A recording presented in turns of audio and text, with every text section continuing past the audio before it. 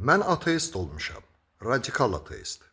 O qədər radikal olmuşam ki, bəzi özünü ateist adlandırıb, mənə əsassız, dəlilsiz, sübutsuz kommentlər yazan şəxslər kimi yox, konkret fəallıq göstərib, dindarlarla debatlara çıxıb, onları elmi tərzdə, sübutlarla məğlubiyyətə sürükləməyə çalışırdım. Hətta hallar olub ki, uzun illər boyu dindar həyatını sürən insanlar mənimlə debatdan sonra şübhəyə düşüb, özləri də əqidəsini dəyişib ateistləşirdilər. O dərəcədə radikal bir ateist olmuşam. Və İslam'a gəlməyim heç də təsadüfi deyildi. Qısa desəm, İslamın, Quranın fəlsəfəsini, mahiyyətini və təyinatı, hədislərdən, dırnaqarası möminlərin dediklərindən, hardansa, kimdənsə eşitdiyimdən yox, Quranın özündən dərk etdiyimdən sonra İslam'a sidq ürəkdən bağlandım. Mən diqqətinizi bu üç sözə yönəltmək istərdim. İslamın fəlsəfəsini, mahiyyətini və təyinatını dərk etdikdən sonra İslam'a gəldim. Məsələ orasındadır ki, bu üç məsələyə varmayan insanlar mən özüm əvvəllər necə düşünürdümsə, elə də düşünürlər. Və hazırda cəmiyyətdə və insanlar arasında İslam haqqında tamamilə yanlış stereotiplər və düşüncələr yayılıb. Məsələn, bir nəfər mənə komment yazır. Xalqların mədəniyyətlərini, yazısını, dilini yox etməkləri bir balaca səhv yazıb, Fatihlərin nəticəsi göz qabağındadır. Cümlələrdə ədəbi mexaniki səhvlərə fikir verməyin və diqqətinizi bir Azərbaycanlının İslam'a olan münasibətinə yönəldin. Bu komment sadəcə bir nümunədir.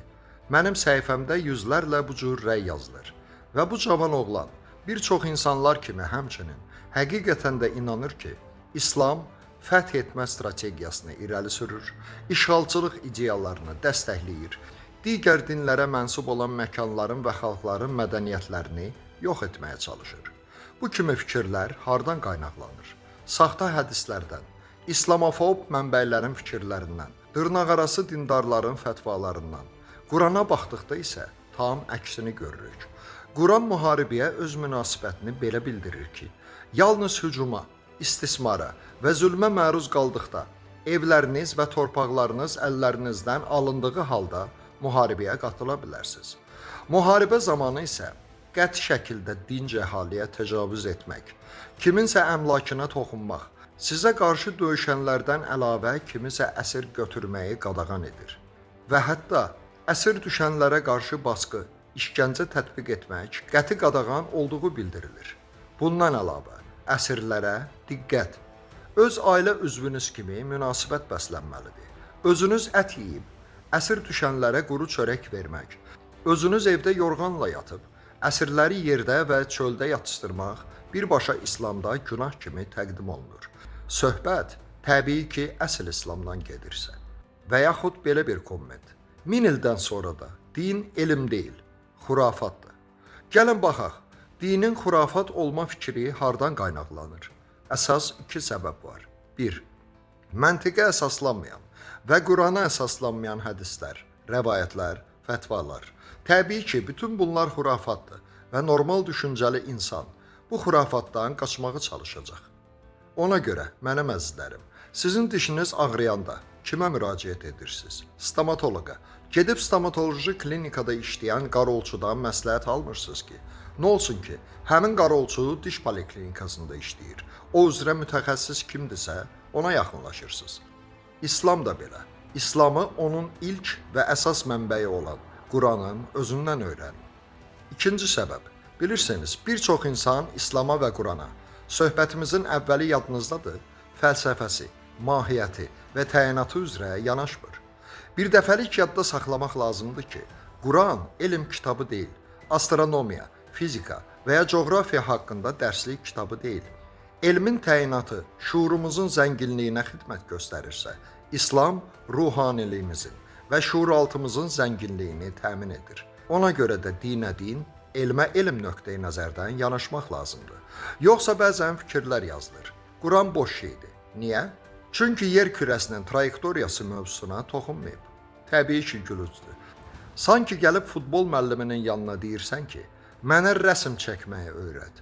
O da deyəndə ki, rəsm çəkməyi öyrətmir. Deyirsiniz ki, futbol boş şeydir. mənasızdır. Çünki futbolda rəssamlıq nəzərə alınmayıb. Futbola futbol, rəssamlığa rəssamlıq fəlsəfəsi ilə yanaşılmalıdır. Sonda isə gəlin baxaq. Quranın nəyinə xurafat deyirik?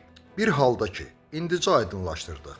Qurana elm kitabı kimi yox, mənəvi, mədəni və ruhani cəhətlərdən bir navigator kimi yanaşmaq lazımdır. Bir halda ki, İslam yolu Qurandan başlayır. Quranın isə ilk surəsi, Qurandakı növbəti 113 surənin anonsu olan Fatihə surəsidir. Fatihə surəsi nədən bəhs edir? Dəfələrlə danışmışıq. Yenə də vurğulayırıq. Beləliklə, əsl İslamın nə olduğunu bilmək istəyirsiniz. Bu da Quranın birinci Fatihə surəsi. Bismillahirrahmanirrahim. Rəhimli və mərhəmətli Allahın adı ilə. Burada isə Allah bizdən nümunə götürməyimizi istəyir və rəhimli olmağımızı istəyir. Məhz o səbəbdən Peyğəmbərimiz də buyururdu ki, istənilən işə başladıqda Bismillahirrahmanirrahim kəlməsini deməyi unutmayın. Nə üçün? Çünki o sözü, o kəlməni nə qədər çox təkrar ediriksə, bir o qədər çox beynimizə həkk edirik ki, biz rəhimli olmalıyıq. Belə isə Qurana xurafat kimi baxanlara sualım var. Rəhimli olmaq xurafatdırmı? Əlhəmdülillahi Rəbbəl-aləmin. Aləmlərin Rəbbi Allahdır. Aləmlərin Rəbbi Allahdırsa, bu aləmlərdə bütün mövcud olanlar Allaha məxsusdur. Ona görə də hər bir insan bölüşməlidir. Bölüşmək deyəndə biz nəyi nəzərdə tuturuq? Bugün qazandığımız, əldə etdiyimiz məvacibdən hər hansı bir yetimi ehtiyacı olanı doyuzduracaq səviyyədə qədər zəkat verməliyik. Və yaxud həyətimizdə adi bir alça ağacı yetişirsə və həmin ağacdan müəyyən qədər alça əldə edə biliriksə, həmin alça ilə bölüşməliyik. İndi sizcə bölüşmək xurafatdırmı? Maliki Yevmiddin, o dünyanın sahibinə. O dünya varsa, deməli artıq bu dünyada biz tövbə etməliyik. Tövbə isə nədir? Tövbə insanın təkamülü, tövbə insanın hər daim öz üzərində işləməsidir. Bugün buraxdığımız səhvlərə sabah bürsü gün qayıtmamaq tövbə adlanır. Və sizcə mənim əzizlərim, insanın özü öz üzərində işləməsi xurafatdırmı? Quranın istənilən ayəsi bizim ruhaniliyimizin, mənəviyyatımızın, psixoloji və fizioloji durumumuzun kamilləşməsinə hesablanıbsa, bunlar xurafatdırmı?